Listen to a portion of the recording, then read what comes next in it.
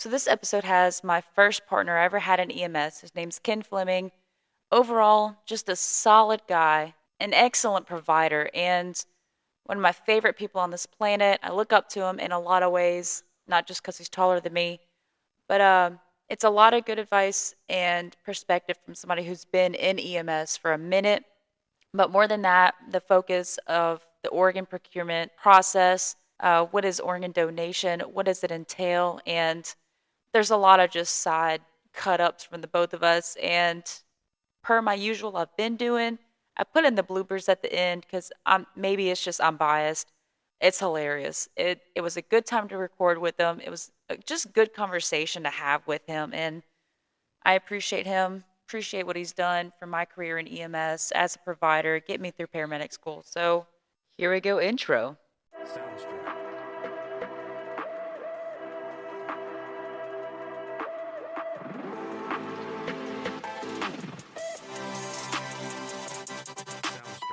The views and opinions expressed on this platform are of me, myself, and I, not any agency I'm affiliated with. So please do not take what I say personally.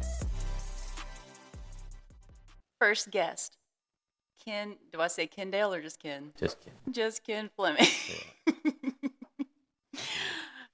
All right, Ken was my first quote-unquote partner. He's the real OG from the beginning, from the get-go. A little side moment of appreciation. I don't know if you remember, our first time we did check off, like, we're in the back, checking everything off. It is a moment of appreciation. This dude looked straight at me and said, this is the time. If you don't know how to work something, if you don't know what something does, if you're confused about anything, you need to ask right now because I'm not fixing to be on a call and you start wondering what something does. Hey, that's a solid piece of advice. No, I it mean, was good, dude. Yeah, I mean, I knew you were like relatively fresh, working all of the overtime that there was to ever pick up 3 days into basic and chill. But hey, I mean, we were gonna be partners, so I didn't. I mean, I wanted you to have a clear understanding of everything. No, I appreciated it. I'm not saying I still do that to new hires and stuff like You that, said you but did. I You do. should. Yeah. It's necessary.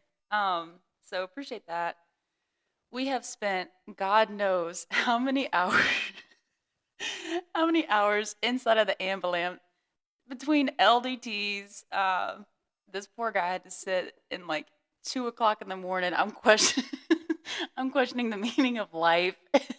Wondering- there was one time I looked at him. It's like probably about 2 or 3 in the morning, coming back from Shreveport or God knows Oh, where, and I was like, Ken, why do you think? Why do you think we're on this earth? God. Sleep deprived. Poor guy's probably wondering, like, am I gonna make it home? Running calls in the city that shall not be named. Yeah, for legal purposes, moral, ethical, and emotional and spiritual purposes. And also want to interject, he saved my life a couple of times. Yeah, we're not going to talk about that. Appreciate that.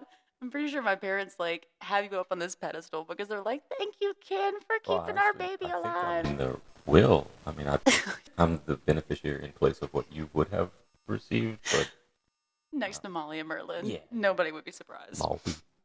Nah, Ken basically pushed me through a large chunk of paramedic school, and many times when we'd be like at the station just drinking coffee, shooting the breeze, doing whatever, and this dude would throw the entire narcotic pouch at me and be like, "Hey, there's a 6-year-old having a seizure right here. What you gonna do?"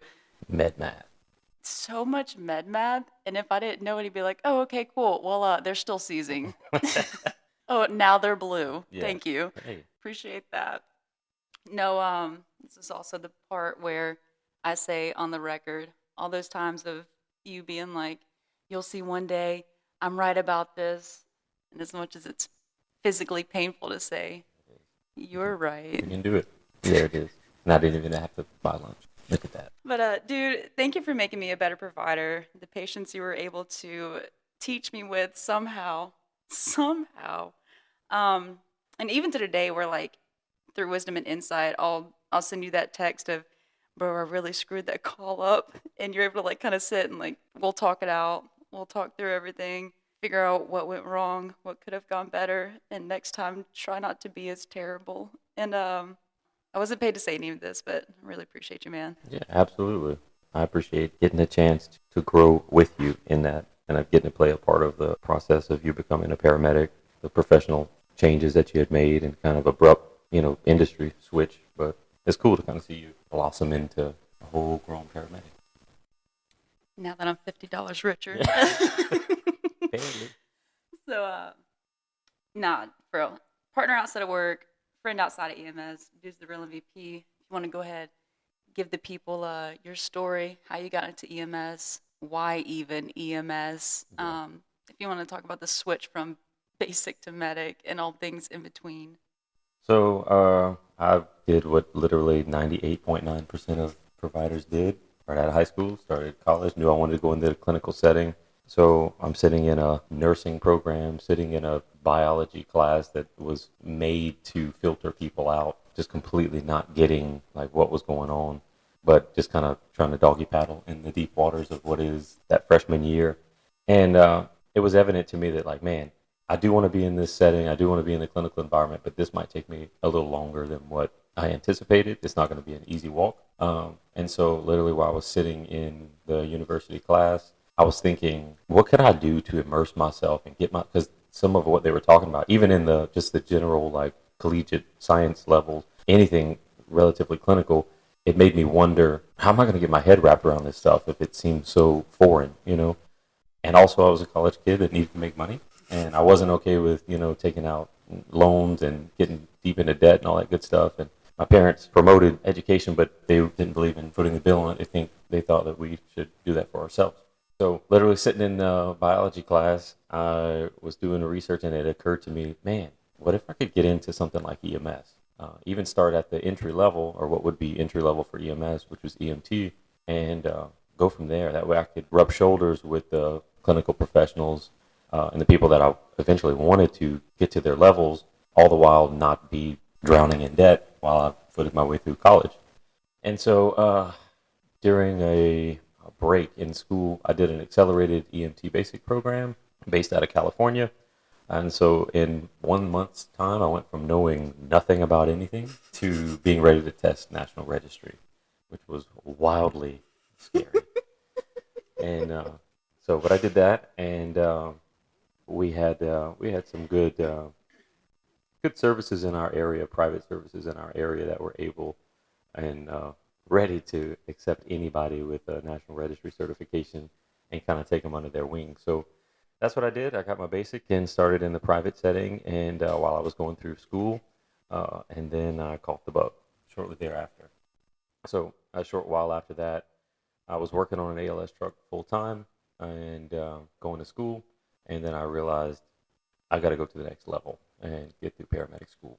And so I worked for 2 years as an EMT and switched my collegiate endeavors to trying to become an ALS provider, and did so. And then, yeah, the rest is history. So, little side note, we've talked before about you get out of school, you've learned all this cool stuff about like how to save a life and all this stuff, even on the EMT basic level. Tell me about tell me about that first time. It's your first day, first call. Oh, yeah, it's golden. So, like I said, I did the accelerated program out of the West Coast, and a lot of those guys out there are municipal third service or they're fire based, and so they of course teach you on the national standard of what is EMT basic and all the cool things that you're able to do, and kick the door down and do pedal CPR and all that good stuff. No, but so I have my idea of what to expect, and so I'm sharply pressed and ironed and looking good for my first day on the ambulance. Show up, truck check, everything, get my radio, pager, drugs, everything's good. And the night crew leaves, the tones start going off. The pager starts ringing. I look down, and it shows non-emergency BLS TX. So I'm like, what is this? So I run in the station, get my partner, and I'm like, hey, I think we have a run. And I was like, but what is non-EME BLS TX? And she and literally everyone in the station just busted out laughing. They said, this is the predominant of your job. This is where we're going to go pick up Meemaw from the dialysis clinic and hold her hand all the way back to the nursing home. And it was at that moment that I asked them, what is a transfer? And then really the rest is history on that. So I was wildly confused as to what was going on there. Harsh little introduction into what is private Yeah, EMS. Somebody's got to pay the bills though. that's right. That's right. So quality stuff. And dude, it's hard. Like, I did a program in Louisiana, and like same thing. They're teaching you all this stuff, and like they're running scenarios in the actual bathroom of the entire training center, and they're like, Yeah. "Oh, you got a narcotic overdose. What are you gonna do?" And blah blah blah. Then you go into like real life. If you don't get on with like I don't know the fire department, like you said, municipal, all that stuff. Open to private EMS. Yeah. Nothing wrong with it. Nice to make a No, no, better and I'm pay. certainly glad for my roots. It was a slower pace to begin with until I kind of transferred to a more like city area that we held with that the private company also held the contract for their 911. And so there were areas that you could transfer into to start getting some real life experience. But I just remember that first day of running the first transfer, and it was like, oh man, what have I got myself into? This is not the patient contact that I was trying to be immersed within.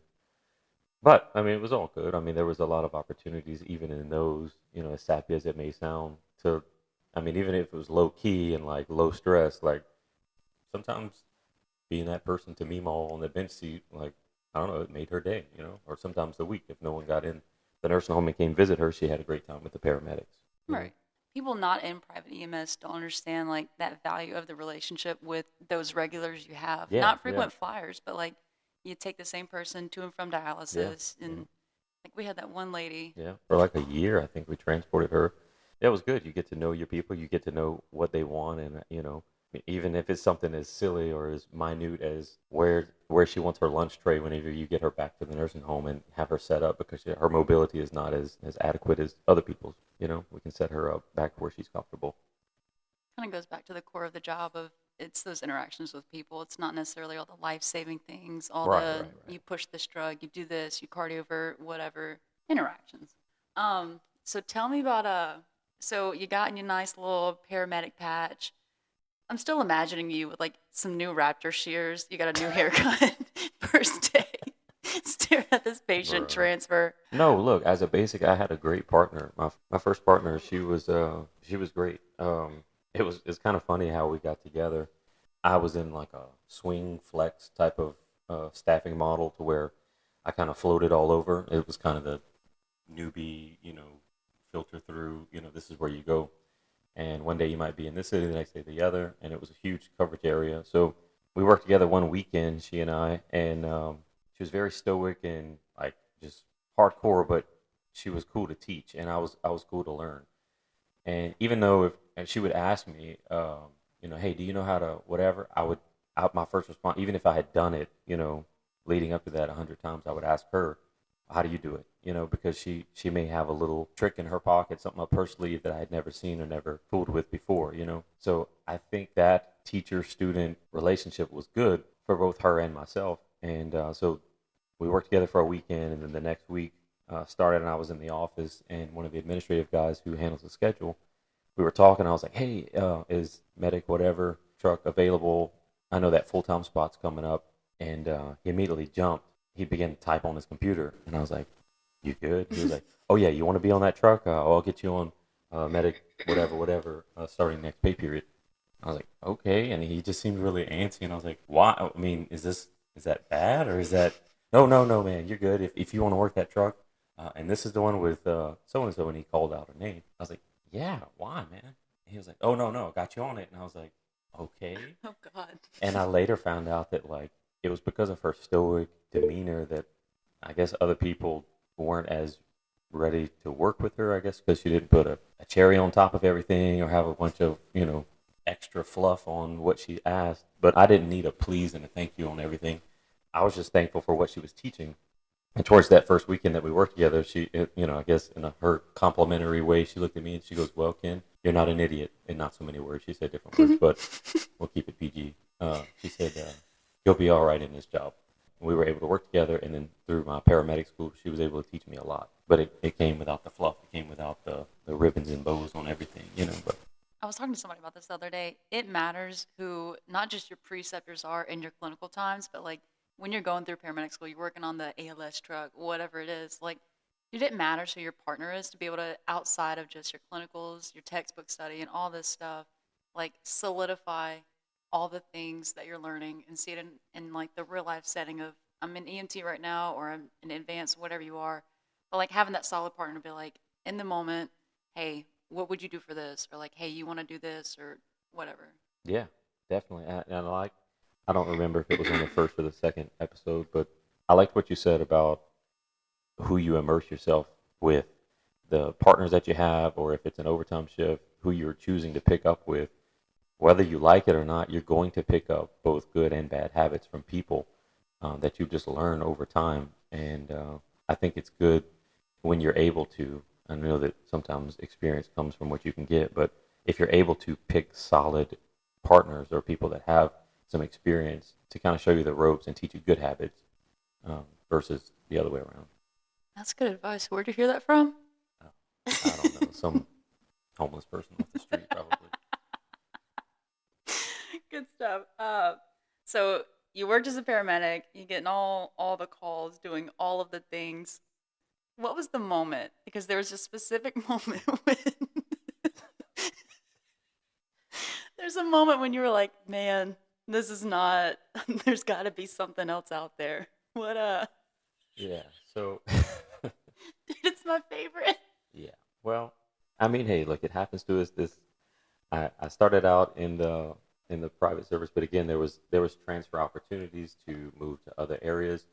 I kind of moved around within my agency, and I went to a more higher priority, like city-based 911 providing it versus like the transfer scene, interfacility scene. And so I was, for all purposes, getting myself handed to me on a routine. Uh, and so there became an opportunity just by, proximity and social networking or professional networking rather, that an opportunity arose with the organ procurement organization. And so and initially I wasn't really looking for any professional switch, but this kind of came about, and while I was quite tired and probably halfway through my uh, stint as a paramedic so far, and I was offered the opportunity to network with the OPO, the Organ Procurement Organization, and so I went on the interview. I met with some people. We had some, you know, different things going on, and I thought, man, if it works out, that'd be kind of cool. A different side of healthcare, different side of the clinical setting. But if it doesn't, that's good. I know what I'm doing, and I'm learning more and more, and so it's, it'll all work out. It was a little bit of a lag between, getting to meet those people, going on interviews and doing all this, and meanwhile I was back at the ranch, working my regular shifts and really feeling it. And I was like, man, I got to thinking, like, I never heard back from those people.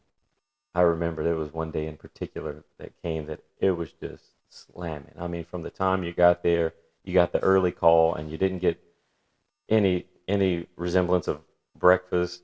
There was lunch was nowhere in sight. Getting off was nowhere on the books on time, and a restroom was just way out of the question. And we were on a call, and we were assigned to a cardiac call. So we go out, and it's in this industrial like parking lot area right off the interstate, and they have a bunch of freight trucks. And so we go out there for the chest pain. I'm like, oh, this is probably one of the trucker guys or whatever. I'm thinking he's going to be in the office. He's going to be sitting on the back of his rig or whatever. Well, we get out there, and it's this guy having this crushing chest pain that the bystanders tell us about. We get up there, and so we pull up. They flag us in next to where we're supposed to be, and they're telling us about him. I'm like, okay, well, where is he? And they're like, yeah, he's in the sleeper section of the back of the camper that is the freight rig that he's driving. I'm like, wait, what? Those things have campers in it? And they're like, yeah, it's in the way back. So I'm like, oh, great. And so it's like, I don't know, 8 foot, 9 foot off the ground. So we're climbing into this freight truck with the monitor and the bag. We don't have any idea what we're going into. And we go to the back of this. I didn't realize they were so huge, but you get in there, and this guy's in the far rear of this freight truck he's doubled over, having this crushing chest pain. And so we quickly throw him on a EKG, grab a 12, and he's having the biggest STEMI of all time. I'm like, oh man, how long has this been going on? Well, it's been hurting since last night. And I'm like, so it's just complete mission impossible. He can't, his mobility is limited. So now we're in egress mode, trying to think how in the world are we going to get, number one, ourselves, much less the equipment, and him down from this monstrous truck that we're in onto the stretcher, and then get loaded in and get him to the appropriate facility. And so I'm in the middle of all this. We managed to do it, and we're in the back screaming down the road. The line has started. The meds are given. The pain management's started. All this good stuff. It's been patched and encoded to the hospital. 12 leads sent over. Everything's pretty much done. We're getting closer to the hospital, and my phone rings, and I never answer the phone when I'm with the patient. I never answer the phone. But at the time, I was working kind of away in a city that was further from my house, and something just told me, "Hey, answer the phone," because it's always in the back of your mind too. When you're working away, those away stations that your family or something could come up, you could get the call from somebody that you wouldn't want to miss, and so I just quickly answered. And lo and behold, it was the organ procurement organization people. And they said, "Hey, Ken, how's it going? Everything's great." Yeah, we'd like to formally offer you a position." And I think before she could even get half of that out or any numbers out or anything else, I was like, "Yeah, I'll see you on Monday." And it was like, "Please help, save me," And so I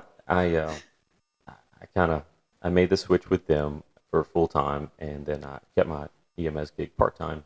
I still picked up buku hours, and but I started in the OPO setting, the organ procurement organization, in a coordinator and logistics role with them, and so that was a huge shift professionally that I'm definitely thankful for. Was it a weird or like a difficult transition going from like in EMS in our job, like we are going into everybody in their mama's houses at all hours of the day and slash or night? And I mean, granted, I'm sure you didn't miss the dynamic of like, oh God, what could go wrong at any given moment? Like that Today could be time, the day. today- that time we had that call in that place, Oh God. and police were like, "Yeah, we checked every spot," and Yeah. Pawpaw throwing the crawfish cages in the backyard literally says, "Well, I'll go with y'all, but let me put down my piece real quick." Yeah. You come in a shift telling me dreams about we were in a hallway and somebody started shooting and you're protecting us with a cardiac monitor. So like that transition of like going in the actual realm of the unknown to now you drive up in your cush little 9 to 5 job. Like, was that a hard transition? Did it take a minute? Like, what did that entail? Well, so that was probably the hardest thing to overcome was, yeah, you're out on the road for 12 plus hours, uh, constant changing of scenery, constant changing of people that you're dealing with. To here's your office, here's your cubby, here's your computer, and you're here for 12. So yeah, that was probably the biggest thing, aside from like trying to learn everything that is about procurement. That was one of the biggest things that was hard to overcome was, yeah, you're stuck here for the next however long it was, that you're in this office. So you go from Google and like, what is the medication dosage of whatever to how to decorate your cubicle? Wait, what about dopamine again? What about that drip rate calculation to, hey, what does waiter have on the menu? DoorDash near me. So, okay, with the organ procurement, which has been like what I wanted to kind of focus on. So, people, myself included, like nobody really fully understands that organ donation, like, and what it entails in regards to the actual difficulty of having someone even be able to be listed as an organ donor and versus what that really means. So, like, can you give me like an overview of like from wherever you guys pick up? Because I mean, we'll drop them off and I mean, half the brain is hanging out, but like, ooh, I wonder if they can still save their heart. Okay, so you know how EMS seems to be like the final frontier in the clinical setting. Like no one really knows what we're doing. Nobody knows what our certifications entail. Are we doing the most? Like is it something that you see on like a medical drama? Night watch. Yeah. So, God. So, in so much as EMS is that final frontier, procurement and life sciences can be even further final frontier in that nobody really outside of the clinical setting and some even within have no idea like what's going on when it comes to both life saving and life enhancing allografts that can be provided from a donor. And so, like you said, there's grave difficulty in someone being a candidate to even have that opportunity, much less saying yes and a successful case occurring. So just a flyby, 4,000-foot flyby would be that, someone who is on ventilated life support, so someone who is being ventilated and has confirmed brain death, there is one other option as well, but, for the majority, they're going to be ventilated and they're going to be confirmed brain death by several physicians, is the prime candidate for an organ donor. After someone passes away, so after they stop breathing and there's no further ventilatory support and their heart stops, post-mortem, people are still able to donate allografts, and it would be in the form of tissue, which comes from like MS, or skin, heart valves, or even eye donation, cornea donation. And so there's a number of different benefits that someone can provide after the fact, even after they are off of ventilatory support. But your classic organ donor that has the most dramatic of the life-saving benefits comes from that person who is a confirmed brain death case with ventilatory support. There isn't one other option, but it is a bit more rare. It's called donation after circulatory death, and those cases persist too. But there's a bit more contingencies on those. So, like, at what point does y'all's organ procurement organization? At what point do y'all come in? Because like we've talked about the brain death and nobody's home upstairs. Like they are gone. The only thing keeping them alive is all of these machines and all these drugs. When do y'all come in? Because you told me before a little bit. At some point, y'all have to call the family. Like, when do y'all actually come into play in this entire setup? Yeah. So each state, each region, each part of the country has their own different OPO. And they're in partnership with hospitals. They're in partnership with medical examiner and coroner's office, forensic staff that are obviously notified or in hand-in-hand involvement with someone at the end of their life, whether that be by brain death or by circulatory death.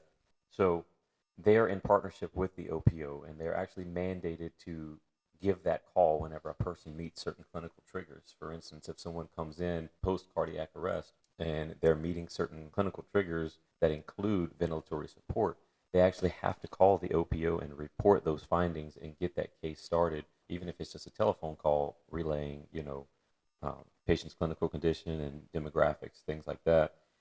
And at that point, the organ procurement organization begins to follow the case, and if life-saving measures are coming to a halt and they're going to begin palliative measures, or they're going to stop with some of the heavier hitting things, they begin to look for more positive outcomes to the case other than just letting the person pass away.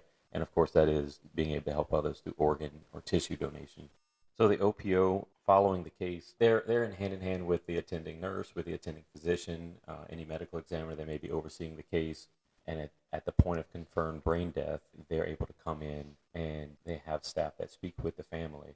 And then sometimes, if cases progress quicker and the person is not able to be an organ donor and they do pass away, the tissue donation, including eye donation as well, could potentially happen. You would have a person that would be trained with working with families, whether that's an in-person meeting or whether that's a telephone conversation that you would have to let them know about the potential opportunity and gifts that person may be able to help others with, and again, shed some level of positivity to a really sad situation. So in that aspect, in school, whether it's EMT basic, advanced, paramedic, whatever, I mean, it's not like this isn't throwing shade at anybody because it's hard to give this type of training, but we have like absolutely nil instruction in breaking the news to family when someone is dead. Either it's after a cardiac arrest and we're not able to bring them back, or if it's a DOA and like, I'm sorry, I know you've been doing chest compressions for the past 10 minutes on your loved one, but like they're gone. So like that, how to inform somebody that we can't get them back. They're not coming back. I'm sorry. And we go into all this training, whatever. But when it comes down to that moment of you're changing somebody's life of, ma'am, I'm sorry, like you're a widow now. And then they're gonna remember your face for the rest of their life. Right, right. For that moment of, okay, well now 30, 40, 50 years of marriage is down the drain because my husband's dead. So we're doing that face to face. We're Yeah, able to do yeah. that with mama or the family right there, kind of put your hand on their shoulder and just kind of like guide them to the couch, or just they cry on you, whatever it is. It's a really intense moment. Nobody trains you for that. Right, Nobody right. really gives you any, like a flashcard you hold in your hand behind Sorry their for your head. loss. So we have these moments face to face with these people. Y'all are coming in, what, on the other line of the phone? Like Yeah. how do you even prepare? Were you able to take like what you had in the field of giving these like death notifications to these family members, take that and bridge it, or like did you have training? How does that even work? How do you call somebody and say, "Hey, sorry your loved one is on life support. We would like to honor their," like what does that entail? Yeah, so that's a super dynamic part of the progression in someone's end of life care. And I'm glad you brought that up because it's true. Not only is procurement and donation one of the final frontiers, there is a huge lack of training, both in candidacy and benefit and progression of like details of case, as well as what do I tell this family? Well, whether that be in the EMS setting at the time of calling the code in the field or, approaching someone for donation. So while we certainly in the OPO setting don't try to be the first contact in letting them know that their loved one is deceased. So we work in conjunction with hospitals and forensic staff that have already told the family that their loved one has passed away or is brain dead. And at that point, it's either an in-person or a telephone call that we actually do. We do in-house training, some third parties that we work with that train those coordinators and train those representatives, those advocates that are reaching both for the donor and the family to meet the needs that the family have. And you're 100% correct in that there is training regarding specific vernacular that's used. Like, I'll just give you, for instance, something that off the top of my head that if I'm calling a family who's at the hospital with a loved one that just passed away, and you're initially meeting the basic needs of that person after condolences and making sure they're in a safe place and are able to talk with you, it's wildly frowned upon. You don't want to ask them, is your phone about to die? Because you want to use like particular words. You want to soften the vernacular that you're speaking with, and you would ask them about, if they're in a safe place, if their phone has enough battery, little things that you wouldn't even really give thought to in a normal setting, kind of especially in a no frills, no ribbons, no bows EMS type of talk, versus speaking to a family who is incredibly sensitive at this time because they just lost that husband of 40, 50 years, whatever it was, presenting to them the opportunity that their loved one may have to help others through the gift of tissue or organ donation. And so a lot of people have those misconceptions. They have no idea what organ or tissue donation is about or the benefits thereof, and so you have a lot of misinformation that presents itself at that moment. And so you never know in those phone calls and that person to person interaction, you never know the wall that you may hit with the person, whether they tell you that, oh, the last thing I want now is my loved one to be cut on, or he's been through enough that let's just let it go, or even religious and spiritual convictions that people have. There are certain faiths that believe that a person has to be buried within a particular time frame, or that the body cannot be manipulated in any type of way after. And so there are a number of different reservations and boundaries that you have to filter through, both respectfully and in a advocate type of approach to make donation happen. And so it is completely a different side of end of life setting that EMS is in. But you're 100% correct that there should be a lot more education when it comes to educating pre-hospital providers with who is a potential candidate and who is not. I mean, not into the nitty gritty of the intricacies, because you would never get that mixed in a paramedic course. It's long enough as it is, it's a flyby as it is. But as far as just a generality of, because I'll be honest with you, when I got involved with the OPO, for the first time, I remember like one of my first or second day there, they were using vernacular that I was like, wait, who can be an organ donor and who can be a tissue donor? I didn't even know that and had been a paramedic for some time. So there, and I think that it's good to own your own ignorance in that there are certain things. I mean, everybody has their own intricacies within healthcare, whether you're a nurse or whether you're a paramedic or whether you're the family advocate in an organ case that's going on. Everybody has their own, SOPs and their policies and specifics of the job that they entail. And but I think furthermore, understanding more about what we all do and play a role in helping other people, especially at the utmost time of need, is needed. And then you get both providers that are uneducated and you get patients that are uneducated. They think that paramedics are not going to help them or check their license at the scene of an accident to see if they're, an organ donor by the DMV, when in reality, you'll probably get the most care possible Right. and extension of life, if you will, by consenting to be a donor up front, firsthand consent anyway. So all in all, organ donation, pretty important. Organ donation, tissue donation, even eye donation. I mean, think about some of the gifts that people are able to help someone with, and not necessarily the unicorn of the case that is the full organ donor, where someone is able to donate, multiple organs to someone in need that's on a waiting list. But even someone that's on up in age that is a potential candidate for tissue and eye donation, you could help someone even after you passed away. No longer on the ventilatory support. You could help someone to walk again with osteoallografts. You could help someone to see again that formerly had corneal blindness. Like imagine the eyesight and that what we all take for granted on a daily, just physical ADL abilities that someone that crazily tore their ACL and because of a tissue graft, they're able to walk again or they're able to play a sport that provides for their family or even brings them joy or a hobby that makes them live a life back to 100% fullest. Or even more dramatic cases in the postmortem setting in tissue donation. I mean, the life sciences is growing by leaps and bounds where we can actually recover a heart valve from someone after they pass away. And there has been times, I mean, I've heard story on story of pediatric cardiac cases to where they've been able to take the heart valve from a donor child of the same age, of the same weight and size, transplant that heart valve as opposed to a mechanical valve option. And the recipient child's body accepts that heart valve donation as its own and grows with the child into adulthood. And so they're able to live their life completely regularly without having the contingencies and the parameters for which a mechanical heart valve would always place on their life.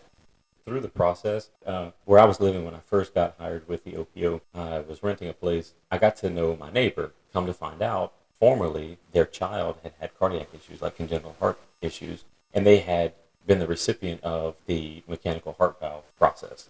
And so this kid was formerly like super active, loved to be outside, riding the bike, throwing the ball, and had to like live the life of, like stuck indoors where it's not too hot, and they couldn't really ride the bike, they couldn't play strenuous of sports and things like that because of that mechanical heart valve. And I got to see the suppression of activity and the joy that I think about when I'm thinking about growing up as a kid, playing out in the woods and, riding four-wheelers or building forts and, doing all kind of stuff outdoors. That's just what we did. But this kid was kind of stuck inside, and he had a mechanical heart valve. And in some settings, maybe it wasn't, most ideal for him to have that donor valve. I don't know all the specifics for his case, but to know that someone could donate such a dramatic, life-altering, life-saving gift, even after they died, that could help someone to such an extent it's mind-blowing. Is it hard? So, like you're talking about the pediatric cases and stuff like that. Like our job at EMS is hard enough. Not every day, not every shift, every call, whatever. But like Yeah. it's hard. But your job is literally surrounded by your job is contingent on people dying. Yeah. Like, is that hard or? Yeah. So I got to do some precepting with one of the organizations that I worked for. So they would have coordinators that would come in, and we had this nurse came in, and he was kind of learning the ropes. And like his very first week there, I could tell he was really in his feelings. We kind of pulled him off to the side, and I was like, "Hey, man, you good? What's going on?" And we were working in the communications department at the time, and he said, "I don't think this job is for me," which is wild that someone is that knows himself enough and has enough autonomy and integrity to say, hey, I appreciate the opportunity, but this job is not for me. But he further went on to say, he was like, man, I can't wrap my mind around being at peace with the fact that every time the phone rings, that means someone's loved one has died or is in the process of dying. Whoa, Yeah. that's a lot. And so you almost have to, in the same way that we do in EMS, you have to dissociate yourself from putting yourself in the case with them. You cannot make it about yourself. But I would be lying if I said that there weren't cases that I worked that both like immediately reflected things that I had went through in my own life or in my family's life, and it does affect you. It does, And there was times where a time or two, you'd have to get up and take a walk. You'd have to make a lap around the office and kind of just step out, and you'd have to know that about yourself enough to say, hey, how can I not make this about myself? How can I make sure that I relay 100% advocacy to this family at their time of need, regardless of the fact that this case wildly mimics something that I have personally walked through. Whether that's something as sensitive as a pediatric case or, a suicide case or any traumatic loss, things like that. It's something that you just have to kind of get through it. Suck it up, Yeah. Buttercup. Emotions. Emotional damage. Emotional damage. All right. Knowing, I mean, it's hard to ask this. Knowing what you know now versus when you started, even in the very beginning of your journey in EMS to now, like, if you could go back and change any of it, change all of it, would you still take the path of EMS, knowing that it would get you to where you are now? No shame in saying no. Why or why not? 100%. I'm certainly thankful for EMS. I'm thankful for the conventional EMS that I was able to work, both in the private setting and in the municipal third service setting. I I think that it is a side of healthcare that, again, is largely misunderstood, misinterpreted, and it's unappreciated. Um, paramedics, EMTs, these pre-hospital providers who are day in and day out on a truck, in a van, in these settings where they're not with their family, they're not with their loved ones. It's a holiday, it's a night, it's someone's birthday party, and they're missing it because the schedule doesn't allow for them to be off, or they have to work, or whatever the case may be. Which leads me into the piece of advice that I would give, which is someone getting into it, be careful, be careful, be careful. EMS is overwhelmingly engulfing in that, like, it can engulf you. It can take you away from your family. It can take you away from your greater professional endeavors. And you can kind of get wrapped up in the passion that is involved, that I believe that every pre-hospital provider has to have some level of. But you want to make sure that you have a balance. Take your time off.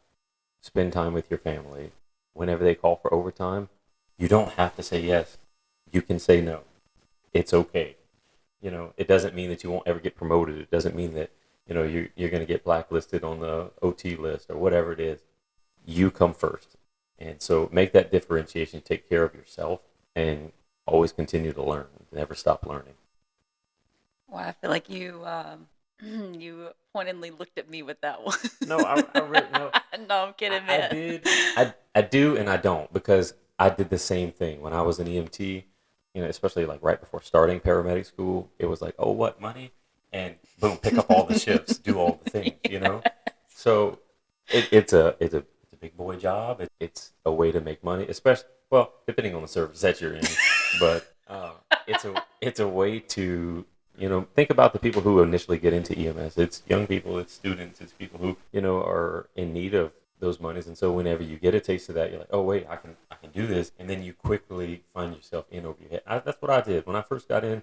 I picked up all the overtime. I picked up all the extra. I mean, it was crazy. And then I started paramedic school. I'm like, okay, hit the brakes, because there's no way to properly apply yourself picking up all these extra shifts. And some services do a better and some do a poor job at helping people to kind of police their own self-care about, okay, man, you're on your 48th hour at work. I need you to go home a while, And, but, especially with COVID, desperate times call for desperate measures, I guess. And so I think that's why we had such a mass exodus like we did, because people were just worn out and they did not take that time off. You know, Yeah. they didn't take that time to spend it with their families. And I can't tell you how many people that I saw both in EMS, just regular working shifts, and going through paramedic school that their personal life took a hit, or their relationship took a hit, or Yeah. their kid they missed out on, and it causes a strain. And so again, full circle, my advice would be, remember what you got into this for. Remember that we work to live, not live to work, right? And take that time off, take that time away, step away. And then when you're not at work, don't be at work. Don't be the recipient of all the texts of, oh, did you hear what happened to, EM whatever, or did you hear, Oof. medic such and such got in a wreck, and just dissociate yourself, Yeah. step away, go do something with your people. And that's why I love, as much as it kind of hurts sometimes having like that 40-minute drive to work, Yeah. it is so nice at the end of the shift to just have that drive to just like, okay, I'm literally driving away from work. This is it. Yeah.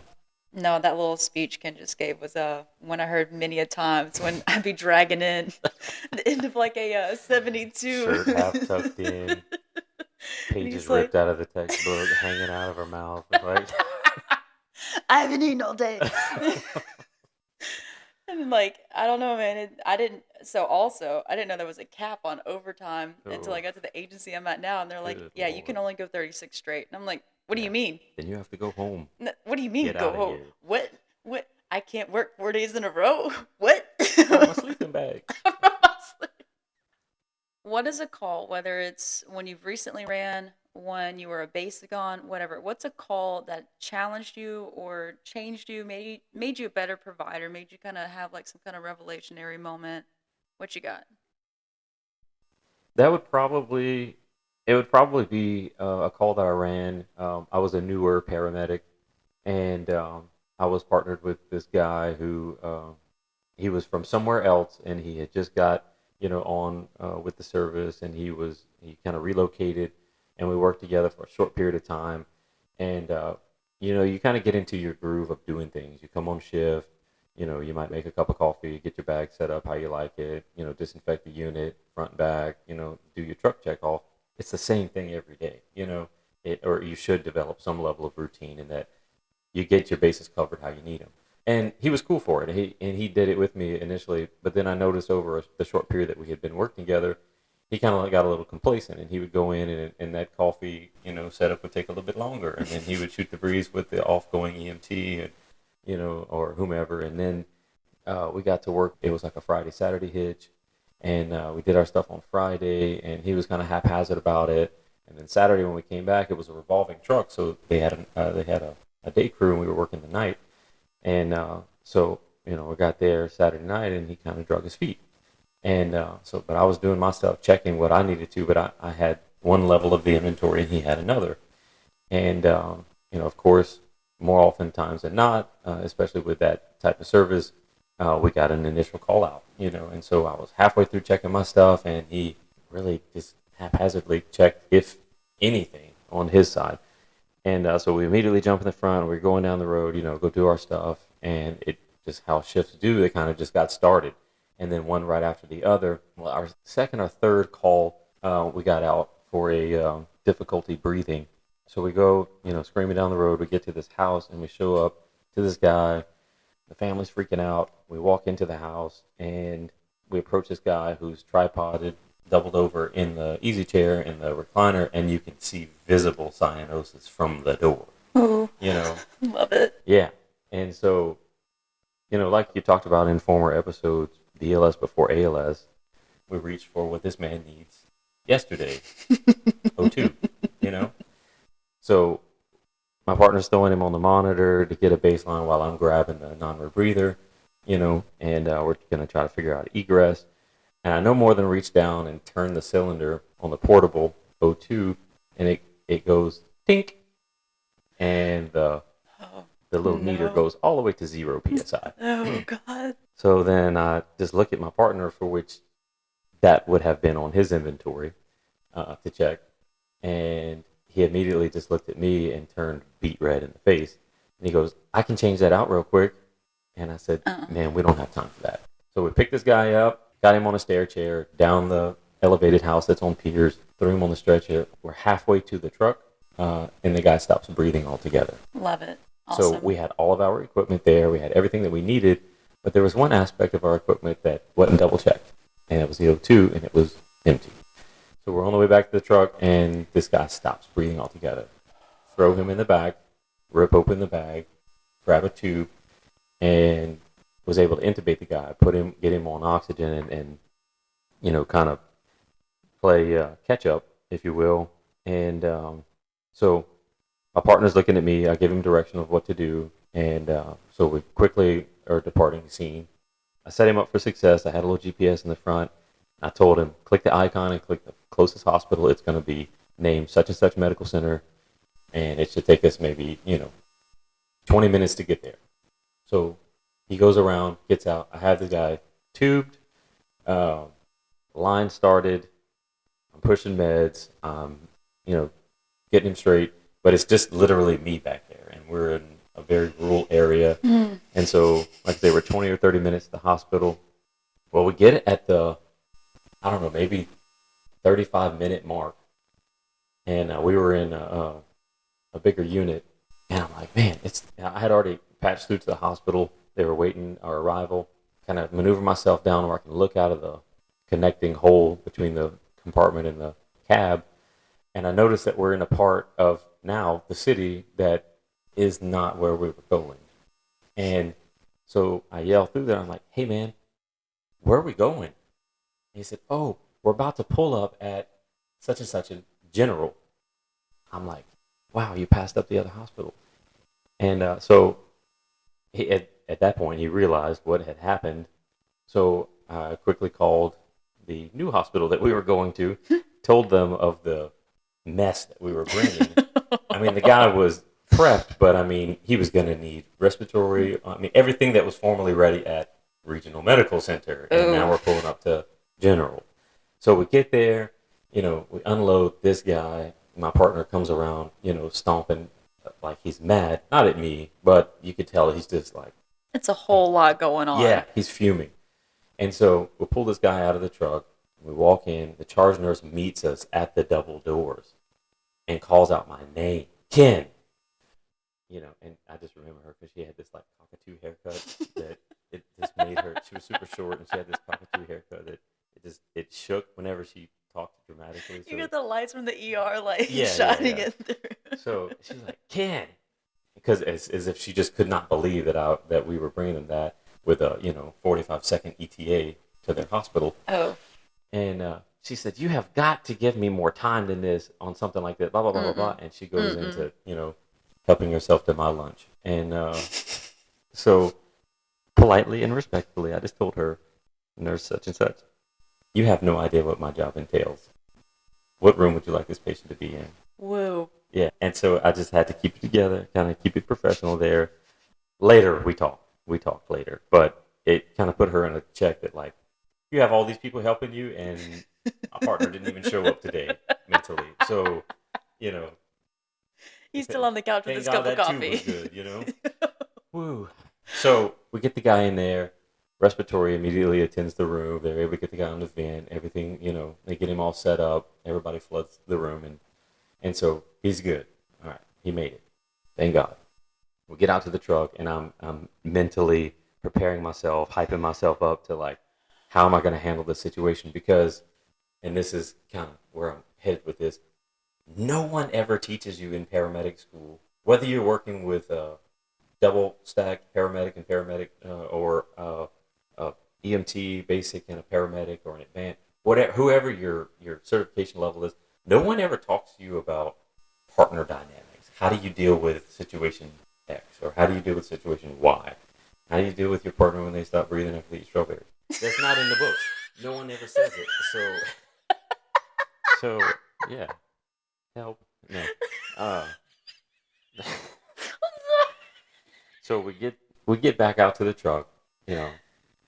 He's cleaning up, but he's slamming stuff around. He's very disappointed, I guess, in himself. And I go in the front and I start typing my chart, and he comes around, gets in the front seat, and shuts the door, and it's just this awkward silence. And I guess he was just waiting on me to just, rip him. I've sat there in that chair Yeah. and it hurts. What is he gonna say? No, and I mean, I'm not an emotional person. I don't have high highs and low lows, but I also didn't want to. This had to be a teachable moment for this guy. It had to be. Otherwise, like, what's the point of like hauling off and saying something crazy to this dude, or saying something inappropriate, or like personally attacking? What would be the point of that, really? And I know that it happens in EMS. We kind of eat our young, but this, if anything good is going to come of this situation, this guy has to learn something in this moment because he's already primed for the disappointment in himself to know that like you royally messed this up, dude.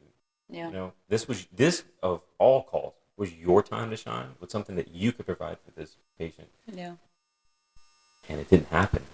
So, and that's the direction that I took it.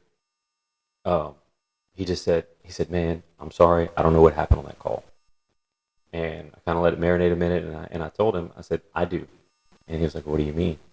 I said, you left me to work by myself, and he just kind of looked at me.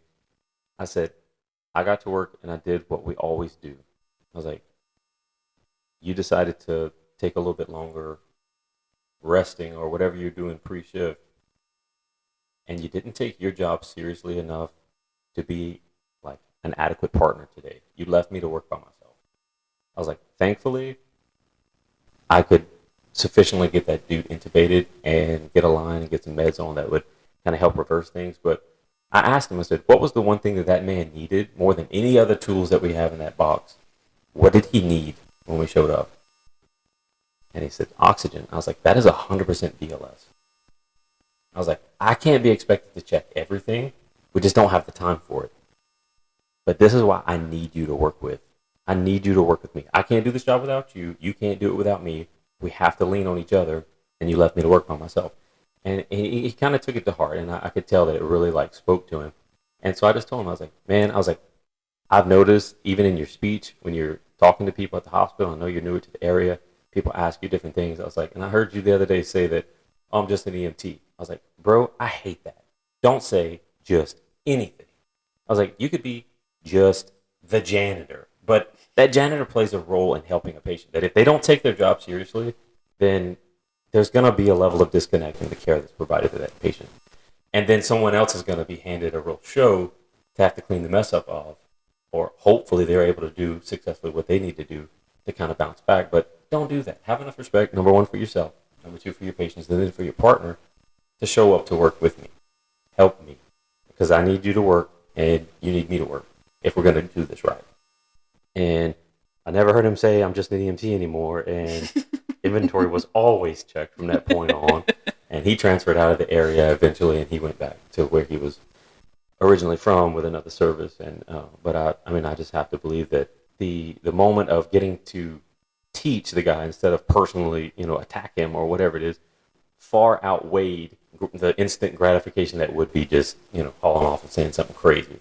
But I say all of that to say, man, I wish there was a part of paramedic school that taught you partnership dynamics, or if you're in a non equilateral, partnership where you have two paramedics on or whatever, how a paramedic is to handle an EMT, or how an EMT is to handle an EMR, or whatever your system calls for, how to have mutual respect and to have a solid partnership. Because we've all heard of, that one paragod who cannot be touched, and they Right. always say something crazy to their partners, or they demean people, or they're just rude.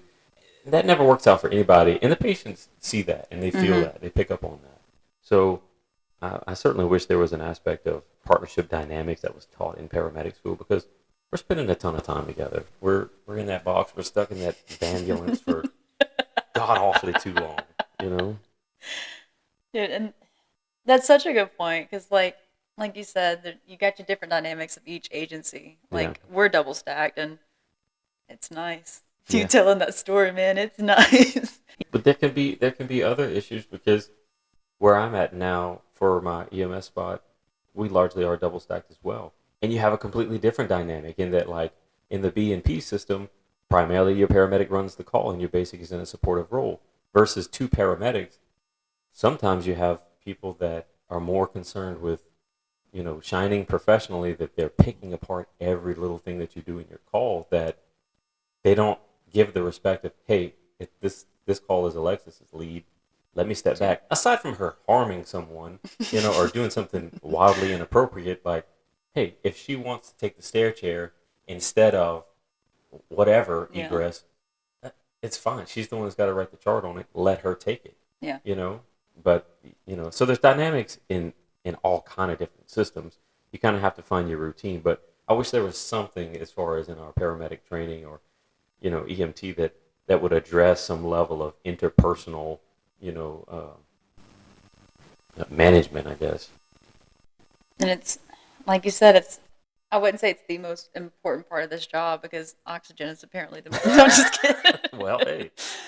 Dude, I still remember you telling me that story for the first time after Well, it kind of I had gotten us lost. It kind of became the template for which to use with any newbie partner that you dealt with, because you're like, if I equip them with this story, they're gonna know that I'm holding them to a standard that please be about your job. Do not drop the ball. I need you to be here. Please don't put us back in this situation, because not only do you set your partners up for success in sharing expectations, but also that's scary to think about. You're at that time it was a rural EMS that I was doing. You're out in the middle of Podunk, Nowhereville, and there's not even volunteer fire department coming with you. No, ain't nobody coming for minutes. It's just you. So best wishes, warm regards. Good luck. And the hospital's an hour and 15 minutes away. So yeah. I don't miss that. I don't miss that. Oh man. But these are their stories, and so you have to set each your partner up for success. And there's things you learn, like there's stuff you learn on the job that, man, I've noticed with my last full-time partner, sharing this expectation helped set that partnership up for a good, dynamic, versus, I'm not going to tell them that, hey, I like my 3:00 nap, and then they keep busting up in my, quarters. Hey, you want to go get chicken nuggets? No, it's time for my 3:00 nap. So if you share those expectations, you're setting yourself up for a better partnership than what you could potentially have. And it doesn't always have to be about naps and chicken nuggets. But. I feel like that was the common theme when we worked together. Obligatory makeup chicken nuggets. Sorry for almost dying on you that one time. Here's some chicken nuggets. Sorry for getting us lost. Rolling up in the 3 middle. times in the same day to the same hospital. Favorite type of call? Would you rather medical Psych. or BLS. Finish the report from the driveway and sign here. I'm joking. No, I mean, no, hey, any paramedic that tells you, especially if you're in a system that works BMP, that tells you they don't like a good easy psych, run from one end to the parish to the next, they're lying. It's Don't nice. let them kid you. Dude, it's nice to have that little break. Yeah. Shut the left door first, then the right, and Foot on the gas. Your coffee all the way to general. No, I mean, I'm not a trauma junkie. I mean, especially where I'm at now, we run a ton of traumas, but there's nothing like a good medical, something that makes you, chew on it for a little bit, something that makes you want to get back to that hospital again before the end of your hitch and check on, Joe Blow and see, hey, did y'all end up, when you consulted neuro, when you consulted cardiology, what did y'all end up doing? Did y'all, what direction did you go in? And I think that it's a good way to also build rapport with your attendings in your area. That way, they know that you're competent. They know that you're invested in your cases. And but I think my favorite type of call it would be a medical, especially cardiac. And those really just they always did through paramedic school. That was my favorite. And so I think it's something that has always kept me doing research on your own, and which I think is a big thing professionally, that you can kind of become stagnant. But if you keep yourself on the cutting edge of what's out there, and what are people writing about, what are people researching, and what does best best practices look like, and evidence-based medicine, what is it entailing nowadays? Shoot, in just 10 years of doing EMS, stuff has changed so much. There's stuff that, is ghastly laughable now that if you showed up with, versus what we did 10 years ago, it would, it'd be the laughing stock. But that's what we, go ahead and put somebody on the spine board and see what happens, I gave some morphine for the chest pain. Yeah. Don't you got fentanyl? Yeah. What is it you speak of? Tangent. And then I know the one I always go to from when we work together. The craziest or funniest call you've ever had. I know you want to bring up Sharknado so bad. Sharknado. And that wasn't even crazy. It was just a run-of-the-mill, Dude. standard excited delirium psych. But it was your first, It was my first one, legit man. crazy person. And we always pass by that stupid house every single shift. Moment of silence and the sign of the cross as we pass by the residence on the way back to the station. Oh, man. You were so mad. Why were you mad? Okay, because let's just set it up. Let's set it up. We get called out for like some kind of psych setup, whatever. And we roll up, and it's this girl outside, maybe about, what was she, like 16, 17, something like that? No, she was like probably early 20s, but she looked normal. She was just out talking on the phone Yeah. in the driveway. Talking on the phone. Like getting closer to, trying to talk to her. Ain't nobody on the other line. It's the No. calculator app. Nobody's on the other line. So then you got our auntie like telling us like she needs to go back. She need help. She needs to do it all, Oh, yeah. all the theatrics, all yeah. that. So then the cop finally shows up, About 300-pound sheriff's deputy.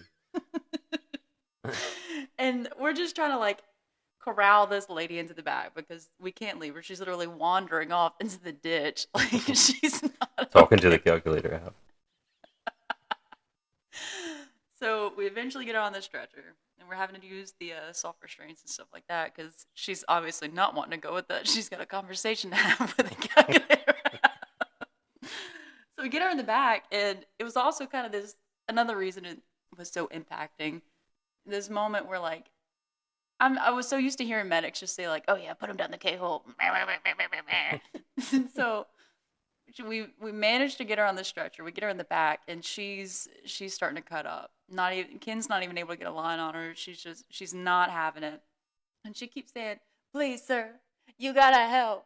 Please, sir, you gotta help." And he's like, "I'm trying." So I ended up like, to keep her legs down because she's starting to try to kick, I'm like sitting on her knees. You got your 300-pounder policeman like holding her from the back because she's like sitting up on the stretcher with all the soft restraints, all that. And I'm not gonna say I got mad, but dude, we're sweating in the back, and it really felt like you were. And I understand now the therapeutic verbal de-escalation, like it is essential. You got to have some kind of part of that. But dude, it took you a solid. I wish I was exaggerating. 10, 15 minutes to decide. Like, But think about it though. Okay, we had no idea what was going on aside from this lady talking to a calculator. And The family, she obviously couldn't serve as a primary historian, and the family was so like, involved with their own theatrics and drama that they were poor historians. So Yeah. we had no idea what was going on, and there could be a number of different things that cause altered mental status or combativeness, but I guess I wanted to cross off everything in our pre-hospital diagnostic realm that we could before smoking this lady with some level of sedative that Yeah. would forever take away any level of historian or further, history of present illness of what's going on with this chick. And even to this day, like chemical sedation is a last resort for me. I really don't like to sedate people, and I like to try to get to the bottom of it before. But there are some times where you're 10 minutes in and you're not getting what you need, and for the health and safety of the patient and everybody else around, and for that trip to be taken safely, you do have to sedate them. And so, but I wanted to do it in an appropriate and a efficient manner. I didn't just want to show up and dart, people just to do it, because there's been a lot of providers that have gotten in trouble for that in the past, and come to find out, it is that unicorn case that you roll up on, and this person's having some wildly other, it's not a psych call, it is a medical, and there's so much Yeah. going on, and now you've really kicked yourself in the behind, sedating the person, and then you better be ready with your tube and whatever else. So, Yeah. No, dude, looking back now, I appreciate it, but it just, I'll never. but it does stink trying to restrain somebody, or at least keep them to a safe uh, level for themselves, and not harming other providers. It was a good call, though. It was a good call. It was. It was solid. Hey, after the sedation, she took a nice little trip. Yeah, she did. You know? Straight down the cable. Okay, it wasn't that much. Well, that wraps it up, dude. Thank you for coming on, man. First Thanks guest. for having me. Yeah, it was an honor. I'm excited for you. I like the idea where you're going with this, and I like that it's open to feedback, and I'm interested to see the communication venues that you open up with this. So, outro music. So, guys, if you have any questions, comments, concerns, future topic ideas, please email me at 22athelipspodcast@gmail.com. Again, that's 22 at the lips podcast@gmail.com. Thanks. Never stop learning, and be safe out there, friends.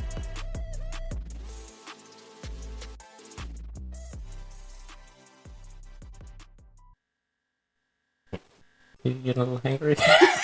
It's like, I know that your coffee time is, it's around 3, and it's 2, and we haven't eaten lunch yet, so. I already know in the babysitting schedule. Yeah. I was like, that's good. You sound like Alexis. Do you remember that time I had somebody they covered my shift or something, and I sent him a whole set up schedule of hey, he likes to nap around this time, Yeah, he you're the drinks worst. his coffee around this time, and then usually we eat so he doesn't get Don't hangry. put this in there. 'Cause I'm gonna put it in there. I heard the first podcast. Yeah. That's good. Okay. Now everybody can put those together. It was me. All right. So we'll have the little intro music this part.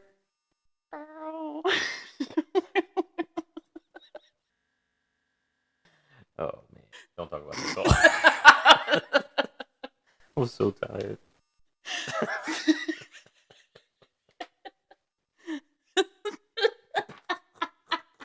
Sign here.